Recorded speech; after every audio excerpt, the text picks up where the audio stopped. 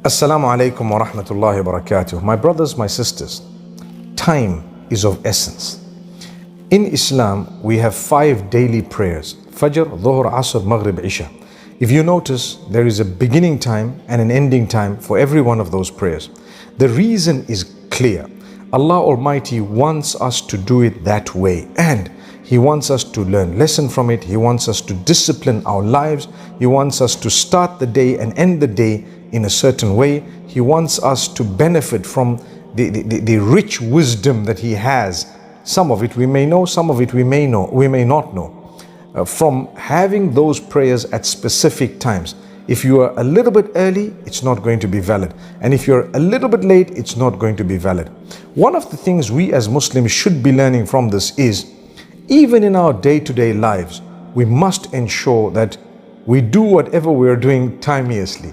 Many times you have people, including myself, and that's why I'm smiling. Sometimes, should I say, we actually do not stick to the time. So we'll tell someone 9 o'clock, it's 9:15, 9:30, they're still looking for us, we're looking for them. What did you learn from your salah? May Allah Almighty grant us ease.